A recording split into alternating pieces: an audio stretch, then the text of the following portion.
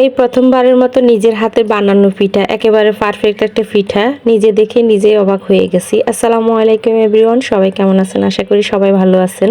রাত বাজে প্রায় 10:30। হঠাৎ করে মনে হলো যে শীত তো চলে যাচ্ছে, অনেক পিঠাই তো খেয়েছি, কিন্তু এই পিঠাটা খাওয়া হয় নাই। প্রতিবার তো আম্মু বানাই খাই, এবার কিন্তু বানানো হয় নাই, খাই নাই। তাই ভাবলাম যে নিজেই বানিয়ে ফেলি। আমি এই প্রথমবার নিজে একা একা বানাচ্ছি। পারফেক্ট হবে কিনা জানি না, সেজন্য আমি অল্প করে বানাচ্ছি, যাতে করে ভুল হলেও যেন সমস্যা না হয়। তো আমি 1 মগের একটু বেশি পরিমাণে পানি নিয়েছি। আর আমার বাসায় তখন গুড় ছিল না, গুড় দিয়ে করলে একটু বেশি মিষ্টি হয়, মজাও হয়। বাসায় খেজুরের রস ছিল, তো সেটাই দিয়ে দিছি। সারা বছর দেখলাম যে নানুরা খেজুরের রস দিয়েই বানায়, তাই আমিও বানিয়ে নিচ্ছি, আশা করি মজা হবে। খেজুরের রস আর পানিটা ভালো করে ফুটে যাওয়ার পরে আমি এখানে গুড়িটা দিয়ে দিছি। আর গুড়ির পরিমাণটা একটু কম হয়েছে, যেহেতু 1 মগের থেকে একটু পানি বেশি নিছি, সেহেতু গুড়ির পরিমাণটা একটু কম হয়েছে। তো সেজন্য আমি আরো 2 মুঠ গুড়ি দিয়ে দিছি। এখন একেবারে পারফেক্ট হয়ে গেছে। তো আরো কিছুক্ষণ এটাকে চুলার উপরে হালকা আঁচে রেখে আমি এটাকে ভালো করে আটাটা করে নিব।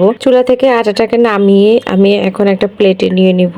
প্লেটে নিয়ে আমি এটাকে ভালো করে মলে নিব। যেহেতু রাতের বেলা লাইটের আলো, সব জায়গায় কিন্তু লাইটের আলো ওরকম ভাবে থাকে না, তো যার কারণে এই জায়গাটাতে একটু অন্ধকার অন্ধকার হয়েছে। আর আমার নারিকেল বের করতেই মনে ছিল না, নারকেল ছিল ডিপে, পরে বের করে হাত দিয়ে যথেষ্ট পরিমাণে এটাকে ভেঙে নিছি। নিয়ে আমি আটাটার সাথে মলে নিচ্ছি। এমনিতে ডিপ থেকে নারিকেল বের করলে নারিকেল ছাড়তে কিন্তু বেশি সময় লাগে না। তারপরে আবার এখানে আটাটা গরম ছিল, সেজন্য নারিকেলটা আটার সাথে একেবারে পারফেক্টলি সুন্দরভাবে মিক্স হয়ে গেছে। নারিকেলের পরিমাণটাও কিন্তু যথেষ্ট পরিমাণে ছিল। আর নারিকেল যদি পরিমাণ মতো না দিই, এই পিঠাটা কিন্তু মজা লাগে না। আমি পুরাটাকে ভালো করে মলে এখন ছোট ছোট করে বানাবো। বড় করে বানালে অল্পতে শেষ হয়ে যাবে। আমি ভাবছি যে ছোট ছোট করে একটু সুন্দর করে বানাবো। ছোটটা আমার কাছে অনেক ভালো লাগে। আর এর থেকে বড় কিন্তু আমার আম্মু বানায়। আম্মু অনেক সুন্দর করে বানায়, ওনারা তো আগের মানুষ, অনেক সুন্দর করে বানাতে পারে। আমি মাঝে মাঝে আম্মুর সাথে গিয়ে একটু একটু বানাইছি, যার কারণে আমার একটু একটু আইডিয়া আছে। তবে আটা করতে কখনো দেখি নাই, আটাটা আম্মুই করতো,